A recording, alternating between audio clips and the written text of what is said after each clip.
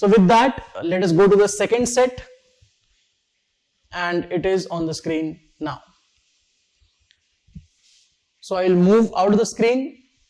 This is just half the data. So what I'm going to do is I'm going to ask you to read this data for about 4 minutes, understand what is given. After that, I will move towards the remaining part of the question. So pause the video for 4 minutes, read the data, understand, note down important things, take a screenshot because you will need it for solving the questions, and then resume. Alright, so I hope by now you are done with this part of the data. Let me go ahead. Okay, so few more information that we have been given. So once again, I will ask you to pause the video for about another 4 to 5 minutes. Try to understand what is given. Try to make some sense out of it. Take a screenshot so that you can use it afterwards. Correct? Pause the video for about 4 to 5 minutes and resume when you're done. Alright, so I hope by now you have developed a clear understanding of the question. Let me go to the questions. Question 1, which is a theta question. What is the percentage of votes polled in total by all the candidates who lost their security deposits while contesting for constituency A? That's a theta question. Okay. The level of difficulty for this question is, I would say, easy to moderate, more inclining towards moderate. Correct. Take about 2 to 3 minutes. Try to solve the question on your own. Resume when you're done. So pause the video, resume when you're done. Okay, so I hope by now you are done with this question, and we will solve it together once we are done with all the questions. Second question, how many candidates who contested in constituency B lost their security deposit? And that's also a theta question. That means type in the answer. Again, moderate level question. Okay, I'm not saying too easy, too difficult. It's moderate. So take about 3 minutes.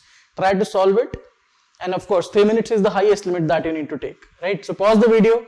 You have the sufficient data. You have everything that you need. I'm sure you would have noted, or at least you would have taken a screenshot of important details.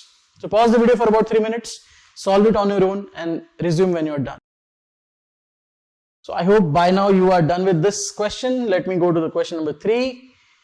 Question 3. What best can be concluded about the number of votes polled by the winning candidate in constituency C? Option A, between 1,40,005 and 1,40,010, 1,40,006, less than 2 lakhs and 10, 1,40,010. Right? So those are some weird values, right? They're not very rounded values, not well-rounded values. So weird values, but then yes, this is a good question, moderate to difficult, more inclining towards moderate. I'm going to ask you to pause the video for about 3 minutes, solve it on your own, and resume when you're done. Alright, so I hope you are done with this question. Let's go to question number 4. What was the number of valid votes polled in constituency D? So this is a good question, moderate to difficult, right? Once again, pause the video for about 3 minutes. Try to solve the question on your own. Resume when you are done. You have been given the options. Those are 1,75,000, 62,500, 1,25,000, 1,50,000. Alright, so I hope by now you are done with this question. This set in CAT 2020 had 6 questions. So we've got question 5 as well. The winning margin of a constituency is defined as the difference of votes polled by the winner and that of the first runner-up. Which of the following cannot be the list of constituencies in increasing order of winning margin? Your options are BDCA or DBCA or DCBA or BCDA. Those are the options. It's a good question. Moderate to difficult. I'm going to give you about 3 to 4 minutes. Try it on your own. Resume when you're done. Okay, so I hope you're done by now, and let us go to the last question of this set. For all the 4 constituencies taken together, what was the approximate number of votes polled by all the candidates who lost their security deposit expressed as a percentage of the total valid votes from these 4 constituencies? So it's a moderate to difficult question once again. But take about 3 minutes. Try to solve it on your own. 3 to 4 minutes, I believe. but then that should be necessary and that should be enough. Okay, so pause the video, try to solve it on your own and resume when you are done. Okay, so I hope by now you are done, and these were the 6 questions of this set. Very, very interesting but moderate or difficult level set, right? Not many people would have gotten into it at the first go. So let us try to understand. Let's not get scared of this set. It's nothing but the numbers game. It's nothing but the percentages game, right? So let's see what has been given. In an election, several candidates contested for a constituency. In any constituency, the winning candidate was the one who polled the highest number of votes, like normally what is the scene. The first runner-up was the one who polled the second highest. The second runner-up was the one who polled the third highest, and so on. So you know the logic of first runner-up, second runner-up, and so on, right?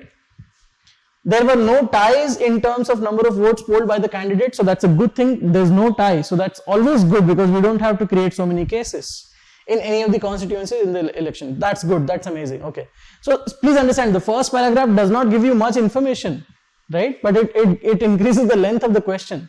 That increases the pressure on you because it makes the question look bigger. Second paragraph, in an electoral system, a security deposit is the sum of money that a candidate is required to pay the election commission before he or she is permitted to contest. So basically, आपको अगर election लड़ना है तो आपको कुछ पैसा pay करना पड़ेगा. Only the defeated candidates, that is, one who is not the winning candidate, who failed to secure more than 1/6 of the valid votes polled in the constituency, lose their security deposit. This is a nice piece of information. कौन अपना security deposit lose करता है? The one who gets less than or more important, the one who fails to secure more than 1/6 of the valid votes. So basically उनको ये चाहिए कि every candidate should get about more than 16.66% of the votes. अगर उसको अपना security deposit वापस चाहिए तो. So please understand one thing. If you are not the winner, अगर आप इलेक्शन नहीं जीते हो एंड अगर आपका वोट शेयर 16.66% से भी कम है तो आपको सिक्योरिटी डिपॉजिट नहीं मिलेगा boss. That's the cost that you have paid. Let's look at the data. What does it से? So we've got some rows here, number of candidates contesting, total number of valid votes polled. So good thing is that we know for A, B and C, we don't know for D. That's fine. Okay. Then we've got number of votes polled by the winning candidate, number of votes polled by the first runner-up, number of votes polled by the second runner-up, and number of valid votes polled by the third runner-up. So this is basically number 1, this is number 2, this is number 3, this is number 4. This is rank number 1, 2, 3, 4. ठीक है? Okay. ठीक है, this information is fine. Let us go to the next piece of information. The following additional facts are known. The first runner-up polled 10,000 more votes than the second runner-up in constituency A. First runner-up polled 10,000 more votes than the second runner-up in constituency A. इसका मतलब हमें ए के बारे में कुछ चीजें पता चली है कि भाई फर्स्ट रनर अप और सेकंड रनर अप उनका डिफरेंस दिया हुआ है. कितना दिया हुआ है? The first runner up polled 10,000 more votes in the second runner up. So इसका अगर 95,000 है तो इसका कितना होगा? 85,000. है ना? बहुत सिंपल सी बात है. ये 5 लाख, 2,75,000, 95,000, 85,000. ठीक है. 4 का नहीं मालूम अपने को. Now second point, none of the candidates who contested in constituency C lost their security deposit. Okay, C में किसी का security deposit नहीं गया है. इसका मतलब क्या होगा कि C में सबको 16.66% से ज्यादा ही वोट मिला होगा, है ना? So लिख देते, is it really possible or not? So let's have a look at it. देखो C में 5 लोग हैं. इसका मतलब सबको एटलीस्ट 1/6 वोट मिला ही मिला है. मतलब सी में व्हाट इज 1/6 ऑफ दिस? 6,30,000. इसका 1/6 होगा 1,05,000. राइट? 1,05,000. सो अभी इतना तो हम समझ सकते हैं ना कि सी में, कॉन्स्टिट्यूएंसी सी में, every candidate would have got more than this, 1,05,000, more than this. Right, every candidate would have gotten more than this. इसका मतलब है कि सी का लीस्ट अमाउंट क्या होगा, सी में लीस्ट 1,06,000, सी का लीस्ट अमाउंट होगा 1,06,000। चलो ठीक है, ये एक अच्छी चीज समझ में आ गई। पक्का इस पे कोई ना कोई क्वेश्चन जरूर होगा, बिकॉज अगर क्वेश्चन नहीं होता तो ये दिया क्यों होता है ना, अगर क्वेश्चन नहीं होता तो ये क्यों होता है। सो पक्का इस पे कोई ना कोई क्वेश्चन होगा। We will understand it when we come to it. आगे बढ़ते हैं, यहां से the difference in votes polled by any pair of candidates in this constituency was at least 10,000। मतलब रैंक नंबर 1 और रैंक नंबर 2 के बीच में कम से कम 10,000, rank number 2 and rank number 3 के बीच में कम से कम 10,000 एंड सो ऑन, है ना। ये चीज समझ में आई। इसका मतलब क्या होगा कि भैया let's say C1 and C2 and C3 इनके बीच में एटलीस्ट 10,000, इनके बीच में भी at least 10,000 and so on, right. ऐसा करते करते सो ऑन, ठीक है, ये तो समझ में आ गया। ओके, थर्ड पॉइंट आते हैं। The winning candidate in constituency D polled 5% of the valid votes more than that of the first runner up. फिर से एक बार, डी में विनिंग कैंडिडेट ने फर्स्ट रनर अप से 5% ज्यादा वोट मिला है उसको। सॉरी, या डी में आता है। डी का टोटल तो पता ही नहीं अपने को, डी का टोटल तो मालूम नहीं, तो काम करते हैं, टोटल को ले लो आप x, टोटल को आप ले लो x, है ना। So number of votes polled by the winning candidate कितना होगा, फर्स्ट रनर अप से 5% ज्यादा। तो फर्स्ट रनर अप अगर 37,500 है तो ये कितना होगा 37,500 प्लस 0.05x, है ना। x का 5%, x का 5% कितना होगा 0.05x, करेक्ट। यहां तक it's all cool, it's all fine, right. यहां पर आप x की जगह पर 100x भी अज्यूम कर सकते थे। 100x अज्यूम करके आप क्या करोगे, उधर 5x लिख दोगे, कोई प्रॉब्लम नहीं, सेम ही चीज है, करेक्ट। ठीक है, ठीक है, ठीक है। ये 10% कितना होगा, तो ये होगा 0.1x। चले काम करते हैं 100x लिख ही लेते हैं, so that you know at least tension ना हो आपको कि अरे पॉइंट कहां से आ गए। हमने इसको अज्यूम किया है 100x, तो ये कितना होगा 37,500 प्लस 5x, और ये 10% इसका मतलब कितना होगा, ये 10x। आई होप अभी आपको ये चीजें कंफर्टेबल लग रही होंगी कि भाई अगर 5% निकालना है तो चलो ना 100x ले लेते हैं, तो उधर 5x आराम से लिख सकते हैं। तो यहां तक तो ये हो गया, ठीक है। ओके, अब धीरे धीरे हम लोग, क्योंकि बहुत सारी डिटेल्स है जो पता नहीं है हमें जितना पता था या फिर जितना डेटा दिया है उतना हमने लिख लिया है। So let's try to go to the questions, see वहां पर क्या खेल चल रहा है। क्वेश्चन 1 को समझते हैं। What is the percentage of the votes polled in total by all the candidates who lost their security deposits while contesting for constituency A. कौन अपना सिक्योरिटी डिपॉजिट खो देता है जिसको वोट मिलता है, सो दोज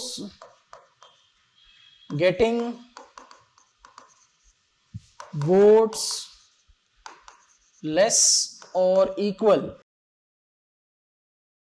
to 16.66%। ये आपको पता होना चाहिए। चलो ए पे आते हैं, बिकॉज ए की बात चल रही है। ए पे आते हैं।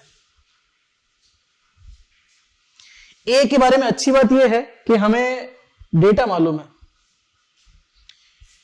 टोटल है 5 लाख, विनर का है 2,75,000। सो ए का क्या आप मुझे परसेंटेज बता सकते हो?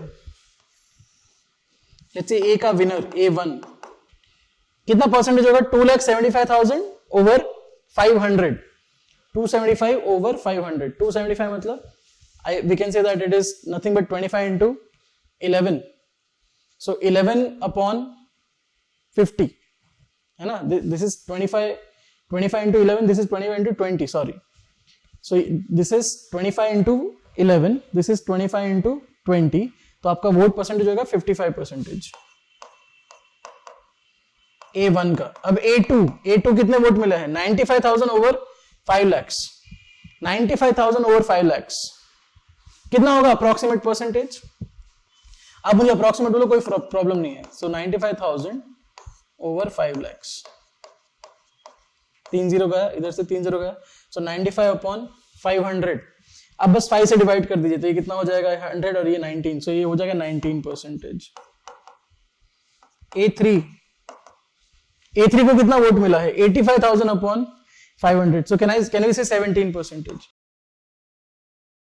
ओके, A1 A2 A3 का ही सम कर लीजिए, A1 A2 A3 का ही सम कर लीजिए, 55 प्लस 19 प्लस 17 कितना आएगा sum, so this is 55 plus 19 that will be 74, 74 plus 17 that is 91%। Please एक बात समझिए कि एक ही कॉन्स्टिट्यूएंसी में winner, first runner up and second runner up, इनका ही 91% हो जाता है, इनका ही, ये तीनों का ही 91% हो जाता है। सो ऑब्वियसली जो लूजर होंगे ये लोग, ये और इसके नीचे, उनको तो 9% ही मिला होगा ना, उनको 9% ही मिला होगा। ओके, टोटल उनको 9% मिला होगा, मतलब अगर सबको मिला के सारे बुरी तरह पिट के हारने वाले लोगों को अगर 9% टोटल मिला है, तो ऑब्वियसली किसी का 16% से ज्यादा तो है नहीं, इसका मतलब इन सब का सिक्योरिटी डिपॉजिट चला जाएगा। इसका मतलब ये सारे के सारे लूजर, ये सारे लूजर का सिक्योरिटी डिपॉजिट चला जाएगा, और उनको कितना परसेंटेज वोट्स मिल रहा है टोटल का 9%। वाई? बिकॉज A1 को मिल रहा है 55%, A2 को मिल रहा है 19%, A3 को मिल रहा है 17%। इन सबको मिला के ही, मतलब A1 plus A2 plus A3, ये हो जाता है 91%। मतलब rest all will lose their security deposit.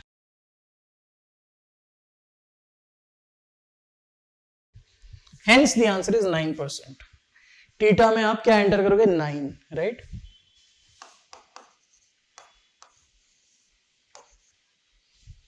काफी अच्छा क्वेश्चन था, सिंपल क्वेश्चन था, आई वुड नॉट से बहुत difficult, right? That was question 1। Question 2 पे आता है। How many candidates who contested in constituency B lost their security deposit? B में कितने कंटेस्टेंट का सिक्योरिटी डिपॉजिट चला गया है, ये पूछा है। Good question. चलो B की बात करते हैं। Let's go to constituency B। B के बारे में हम क्या जानते हैं? वैसे तो विनर के अलावा कुछ नहीं जानते B के बारे में, विनर के अलावा कुछ नहीं जानते। देखो, टोटल वोट से 3,25,000, विनर को मिला है 48,750। So let me go to the blank space. हाँ, यहां पर बी की बात कर रहे हैं हम लोग। टोटल है 375,000। It was 325, sorry my bad, 325,000, correct, 325 and 4875। और विनर, मतलब हम लोग तो 1 वाला लैंग्वेज यूज करते हैं ना, तो ये टोटल, और ये B1 मतलब विनर, उसको मिला है 48,750। चलो, और कुछ नहीं मालूम है, we know nothing else about B। सो कुछ भी निकालना पड़ेगा, यहीं से निकालना पड़ेगा। तो सबसे पहले मैं ये पता करूंगा कि यार B को कितना परसेंटेज मिला है, उतना तो ढूंढ लेते हैं। सो 48,750 divided by 3250, sorry, 48,750 divide by 325000। चलिए पहले तो ये 0 कैंसिल, ठीक है, 4875 और नीचे है 325। सो एक चीज दिमाग में आती है कि भाई 25 से डिवाइड कर लेते हैं, करेक्ट, या तो फिर आप सीधा ही डिवाइड कर लो, कोई प्रॉब्लम नहीं।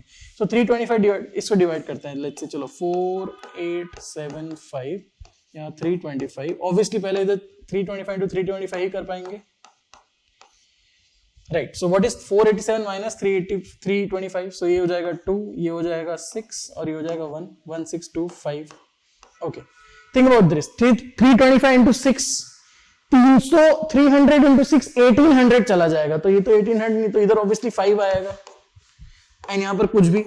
सो कहने से विनर को अप्रोक्सीमेटली 15% वोट्स मिला है, 15 पॉइंट समथिंग। विनर को 15% वोट मिले। ऑब्वियसली विनर के अलावा सारे जो दूसरे वाले लोग होंगे, लूजर्स, उनको ऑब्वियसली 15 से कम मिला होगा, करेक्ट, उनको ऑब्वियसली 15 से कम मिला होगा। So let me go to the question now. क्या पता चला हमें? नंबर 1 कि B1 has got 15% of votes. So all others, all rest of candidates must have received less than 15%. That means they all,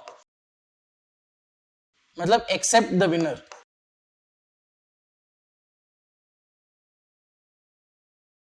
must have lost the security deposit. Right? Pretty simple, pretty logical.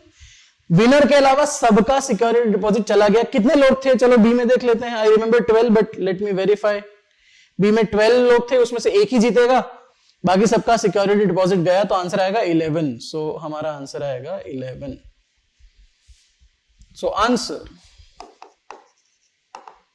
12 minus 1, that means 11. बहुत ही अच्छा question था. Correct. Not easy, not too difficult, काफी logical question था. Let's go to question number 3. What best can be concluded about the number of votes polled by the winning candidate in constituency C? Constituency C के winning candidates के vote के बारे में बात हो रही है. याद रहे मैंने बोला था कि C का लीस्ट वाला जो इंसान होगा उसको मिला होगा 1,000,005. 1,05,000. I hope you remember this. And हमें यह भी मालूम है कि C1, C2, C3 इनका गैप कितना है? एटलीस्ट 10,000. और C में कितने लोग थे? 6. ये सारी डिटेल्स वेरीफाई कर लीजिए. देखिए हमने लिखा हुआ है सब कुछ यहां पर. ये रहा C16, ये 1,05,000. इसका मतलब C का लिस्ट वाला होगा 1,06,000. C में कितने लोग हैं? 5 ही लोग हैं. तो चलो अब हम कुछ कर सकते हैं इसके बारे में. Let's go to the data. C list मतलब C5 को मिला होगा इतना कम से कम.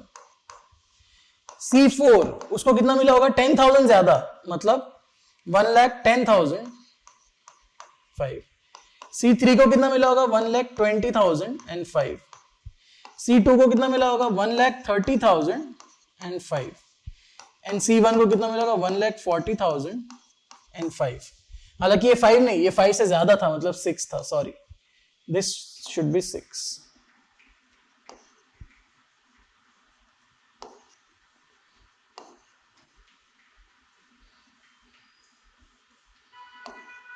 Yeah, not 5, right? Let's quickly verify. हाँ, C का इससे ज्यादा होना चाहिए, 16 से ज्यादा, मतलब इससे एक ज्यादा. करेक्ट. 1,06,000. तो इसका मतलब है कि विनर का वोट हम लोग प्रेडिक्ट कर सकते हैं 1,40,006 and we have an option 1,40,006. That is the answer. Beautiful question, बहुत अच्छा क्वेश्चन है ये. करेक्ट. और इसको सॉल्व करने के लिए आपको बस बेसिक इंफॉर्मेशन चाहिए थी और कुछ नहीं चाहिए था. That is it. So 1,40,006, that is the answer. बहुत अच्छा क्वेश्चन था. क्वेश्चन 4 पे आते हैं. What was the number of valid votes polled in constituency D? D की बात चल रही है, तो डी का डेटा एक काम करते हैं, डी का डेटा ही यहां ले आते हैं, सो दैट आप कंफ्यूज ना हो, मैं भी कंफ्यूज ना हो, और हम अच्छे से इसको सॉल्व कर सकें. चलिए, डी का डेटा है, ये रहा 100x, 37,500, 5x, 37,500, 30,000 एंड 10%. ठीक है, ओके. और डी के बारे में हमें क्या मालूम है? Do we know anything about D? हाँ, यही पता था. All the candidates who lost their security deposit while contesting for this constituency put together polled 35% of the votes.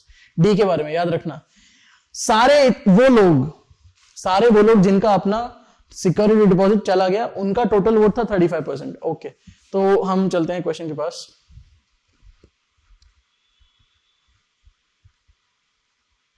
Okay, देखिए ये D है.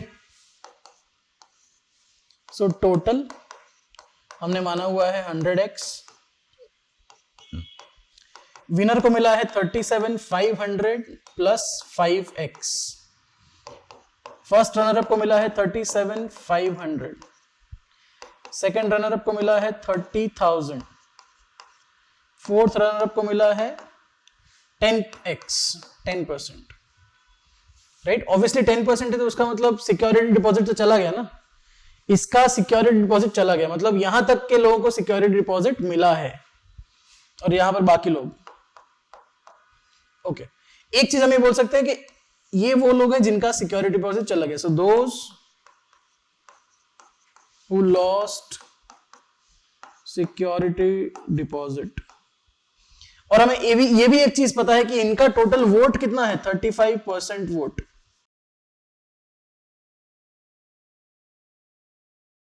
मतलब इन लोगों का अप्रोक्सीमेटली कितना वोट होना चाहिए, अप्रोक्सीमेटली 65% वोट होना चाहिए। This plus this plus this plus ये 5x has to be equal to 65%, has to be equal to 65%। चलो आप सोचते हैं थोड़ा सा let's think, उतना डिफिकल्ट नहीं होना चाहिए। देखिए ये है 37,500, ये है 37,500, ये 30,000, यहाँ पर 5x है, बट फिलहाल उसको इग्नोर कीजिए, आप फिलहाल उसको इग्नोर कीजिए, इनको ही ऐड कर दीजिए। कितना बन जाता है, this is 90,000 and 15,000, that is 1,05,000। सो मैं ये बोल सकता हूं कि भाई D1 plus D2 plus D3 approximately है 1,05,000, करेक्ट? और ये है 65%, सो 1,05,000 इज 65%, तो भैया 100% कितना है ना, 1,05,000 इज 65%, तो 100% कितना, कैसे करेंगे answer, how will we answer? So let's try to calculate, correct? हाँ भाई, तो 65,000 है 1,50,000, तो 100% कितना, राइट? उल्टा लिख देते हैं, 65,000 है 1,05,000, सॉरी 65% है 1,05,000, 100% कितना, सो 100 into this अपॉन 65। तो बेसिकली आपको 105 को 65 से डिवाइड करना है, चलो कर लेते हैं। 105 पीछे जीरो चाहे जितने भी रखो, बहुत सारे जीरो हैं यहाँ पर, इधर 65 इंटू 165 कितना बचेगा, इधर 35/40 ऊपर से जीरो, चलो 65 इंटू क्या करेंगे तो 400 के नजदीक पहुंचेंगे, 65 इंटू 7 कर देंगे तो 420 हो जाएगा, 65 इंटू 6 करते हैं, 65 इंटू 6 ये हो जाएगा 360 और ये 30 तो 390, बचेगा 10, ऊपर से फिर से एक जीरो आएगा तो 65 1, मतलब हमारा आंसर 161 के करीब होना चाहिए, 161। सो approximately 1,60,000। So this cannot be the answer, this cannot be the answer, this cannot be the answer. Only this can be the answer. 1,75,000. Our total should be at least more than 1,60,000 because यहाँ पर 161 आया था. That is it. Right? So once again काफी interesting question. Correct? D का total was 1,75,000 क्योंकि हमने क्या किया, D1, D2, D3 इनको ही ऐड कर दिया और सोचा कि अरे यार ये तो कुल मिलाकर ही 1,05,000 जितने हैं और वो अप्रोक्सीमेटली 65,000 होना चाहिए. आप मुझे बोलोगे सर ये डिफरेंस क्यों आ रहा है, ये 161 और ये मैं फिर 175 वाला क्यों टिक कर रहा हूं, बिकॉज हमने ये अभी फिलहाल इग्नोर किया है, दैट्स व्हाई. छोटा सा वैल्यू था ना, इग्नोर कर दिया. करेक्ट? तो वही ऑफसेटिंग वैल्यू है. लेकिन हाँ ये चीज तो क्लियर हो गई कि हमारा आंसर समवेयर अराउंड 1,60,000 से ज्यादा आना चाहिए. सो ना बी हो सकता है, ना सी हो सकता है, ना डी हो सकता है. वैसे भी डी तो हो ही नहीं सकता था बिकॉज D2 और D3 का सम ही उससे ज्यादा है. ये 67,500, ये खुद 62,500. तो ऑब्वियसली इनका सम से तो कम ही, उनका सम से तो कहीं ज्यादा ही होना चाहिए total. So that was a good question. I would not से डिफिकल्ट, मॉडरेट ही था, बट काफी अच्छा क्वेश्चन. दिमाग लगाना पड़ेगा इसमें, है ना. That was question 4. आगे बढ़ते हैं. Question 5. The winning margin of a constituency is defined as the difference of votes polled by the winner and that of the first runner-up. Which of the following cannot be the list of constituency in the increasing order of winning margin? अच्छा, तो पहले तो winning margin क्या है? What is winning margin? तो भाई winning margin है x1 minus x2. x1 मतलब winner, x2 मतलब first runner-up. उनका डिफरेंस है winning margin. ठीक है? Okay. Which of the following cannot be? ध्यान से देखो, ऐसे क्वेश्चन में कई बार क्या होता है कि cannot पढ़ना भूल गए, तो जो सही था वो ये cannot be, नहीं हो सकता. ओके. सब में फोर्थ तो ए ही है, तो ए के बारे में तो मुझे सोचना ही नहीं है। किसके बारे में सोचना है? BDC, DBC, DCB, BCD, correct, इसी के बारे में सोचना है। तो या तो मैं बी वर्सेस सी करूं तो मुझे क्लियर हो जाएगा, या तो मैं सी वर्सेस डी करूं तो क्लियर हो जाएगा, या तो बी वर्सेस डी करो तो क्लियर हो जाएगा। चलो बी डी यहां उल्टा, यहां सीधा। देखो बी डी, देखो बी डी, इधर बी के बाद डी आ रहा है, इधर डी के बाद बी आ रहा है, इधर डी के बाद बी, इधर बी के बाद डी। कोई एक केस ही गलत होना चाहिए, बाकी तीनों सही होने चाहिए। तो बी वर्सेस डी में हमें बात नहीं पता चल पाएगी, नो। बी वर्सेस सी देखो, इधर बीसी, इधर बीबीसी, इधर सीबी और इधर बीसी, 3 बीसी है, 1 सीबी है, तो हाँ ये हम चेक कर सकते हैं। सीडी देखो, इधर डीसी, इधर भी डीसी, इधर भी डीसी, इधर सीडी, तो इधर भी एक ही केस गलत या फिर एक ही केस डिफरेंट है, तो हाँ ये एक आंसर लाने का तरीका हो सकता है। बी वर्सेस डी नहीं कर सकते, बी वर्सेस सी करो, सी वर्सेस डी करो। चलो B versus C, C versus D, आइए।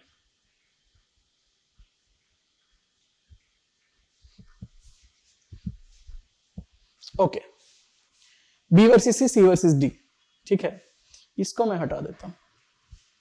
चलिए पहला करेंगे बी वर्सेस सी। सी में हमें मालूम है डिफरेंस कितना है, 10,000। सी में हमें मालूम है डिफरेंस 10,000 लिखा हुआ है। देखो सी की बात चल रही है कि the difference between votes polled by any pair of candidates is at least 10,000। भैया सी का 10,000 पता चल गया हमें, ठीक है, सी में 10,000 है। बी में कितना है? What is the difference in B? Now B में we know that winner has got 15%, winner has got 15%। B में इतना हमें मालूम था, राइट, 325 का ये 48,750, विनर इज 15%। बाकी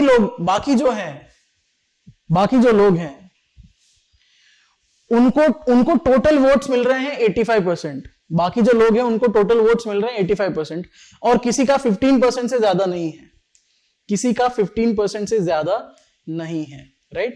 सो अगर मैं मानूं कि चलो किसी का वोट है, किसी का वोट शेयर है 10%, तो उसको कितना मिलेगा? 32,500 मिलेगा। तो वो 48,750, और नीचे आप उसमें से 32,500 माइनस करोगे तो वोट डिफरेंस कुछ 15-16 हजार आएगा, ठीक है, दैट्स फाइन, ओके।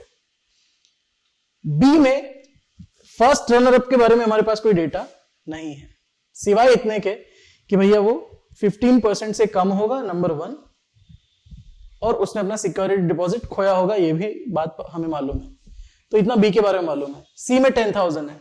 चलो डी के बारे में सोचते हैं। डी, सी वर्सेस डी भी करना है ना, सी वर्सेस डी। चलिए सी वर्सेस डी, सी में तो 10,000 है, डी में कितना होगा? डी में आप देखिए हमारे पास एक क्वेश्चन डी का आया था अभी, टोटल वाला, यस, डी का total, what is the number of valid votes polled in constituency. ये इफ वाला क्वेश्चन नहीं है, there is no if here, so we can use this data. So हम डी का टोटल ले सकते हैं 175,000, so let's do that. D का टोटल ले लो 175,000।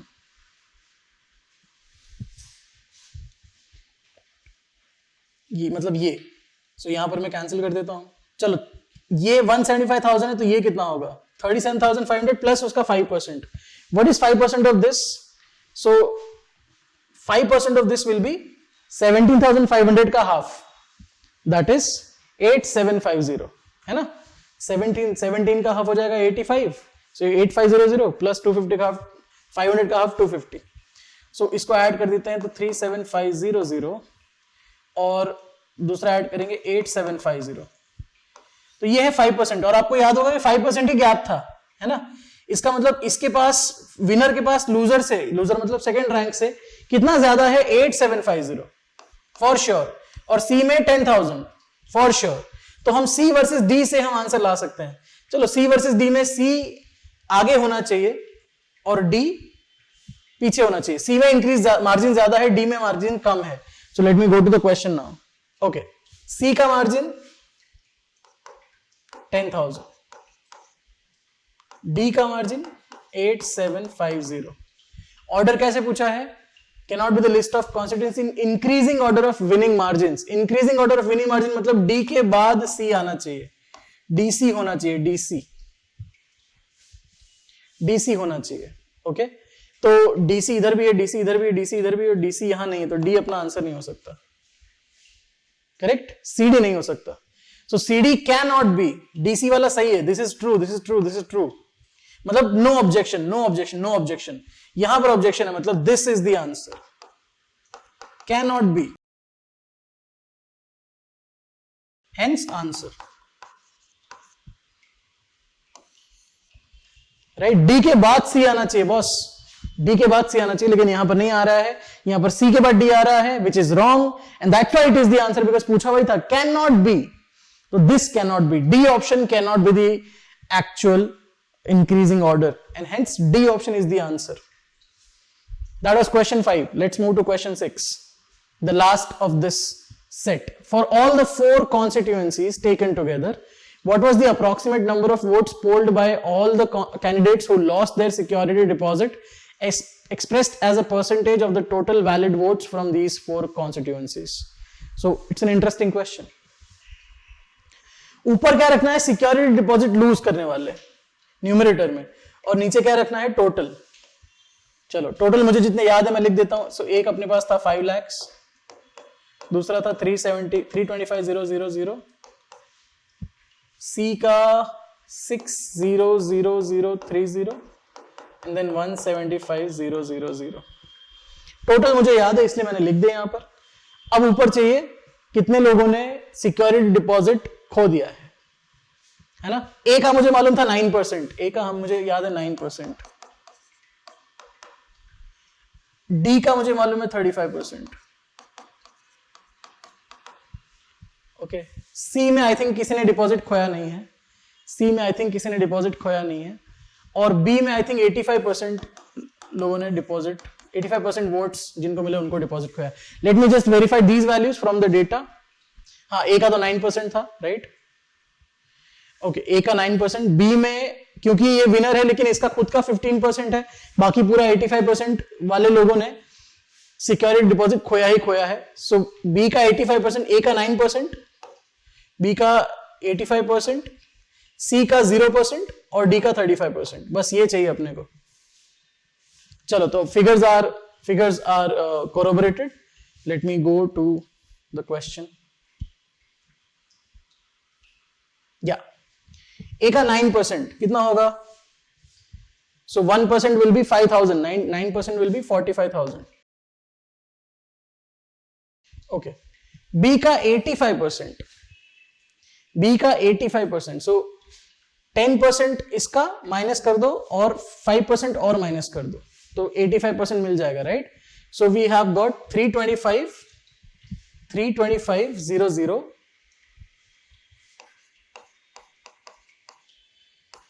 उसमें से पहले आप 325,000 माइनस कर दीजिए. ठीक है, तो यहां पर 0, यहां पर 0, यहां पर 10, यहां पर 4, ये हो जाएगा 5, ये हो जाएगा, सॉरी, ओह माय बैड. या सो 325, उससे बेहतर है कि चलो इंटू 85 कर लो, है ना? क्यों इतना माथा बच्ची करना? So we have got 4 carry, 16, 2 carry, 24 and 26, then 5, 2 carry, 10, 12, 1 carry, 16. So we got 5, 2, 6, 7, 2. 2, 7, 6, 2, 5. Okay, and then we want 35% of 17500. So वहाँ पर भी 175 into 35 कर दीजिए.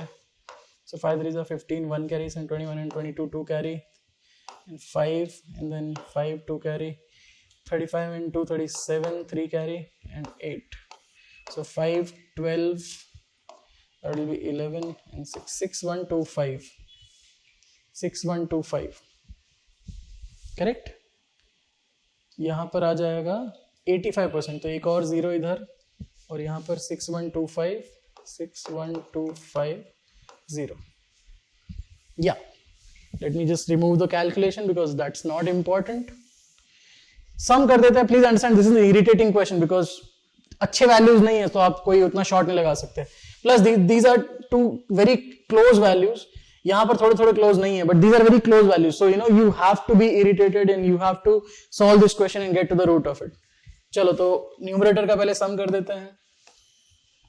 पीछे तो 0 0 है, 0, फिर ये 0 + 5 + 5, so 0 and 1 carry, so 1 and 2 3, 3 and 2 5, no carry, so 5 + 6 11, 11 + 1 12, 1 carry, so 5 5 and 7 12, 12 and 6 18 का 8 and 1 carry, और ये हो जाएगा 3. So it's like 3,82,500. डिनोमिनेटर में क्या है, डिनोमिनेटर को ये 30 इग्नोर कर सकते हैं, कर देते हैं. चलो सो पीछे काम करते हैं, 3030 लगा देते हैं. नहीं लगाएंगे तो ऐसा कर देंगे, नो इश्यूज, बिकॉज और कुछ है नहीं वहां पर. Then 0 5 0 5, so 0 1 carry, so 1 and 2 3, 3 and 7 10, 1 carry, so ये हो जाएगा 6 6 + 3 9, 9 + 6 15, 15 + 1 16. So this is what everything comes down to, 382,500 upon 16.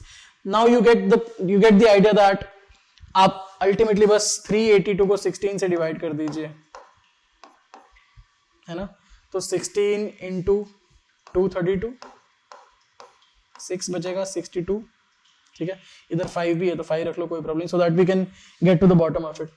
Okay, 16 4 = 64, so 16 × 3 that is 48. और यहाँ पर क्या बचेगा, सो यहाँ से 12 और 2 14, और ऊपर से आया 5, 16 9s are 144. So great, now we've got the answer, 23.91. Now we are not so confused. 23.91 is the answer. Very irritating question because so many values, you have to add those values, find the percentage, but at the end if you invest a couple of minutes you get the answer, and if you get the answer you are getting marks, and that's what matters, right? This was a huge set, 6 questions. I would not say difficult, moderate to difficult tha, inclining towards or hanging in the balance of moderate to difficult, but this is a good set. अगर आप इसको solve नहीं कर पाते अपने आप से, तो अगर एक बार अच्छे से देख लेते, अगर अभी आप एक बार अच्छे से देख लोगे तो आपको इसको समझ में आ जाएगा कि this was nothing but numbers game. ये परसेंटेज का कुछ गेम था, that's it. Percentage and logic, those two things, right? So with that in mind, let's go to the next set.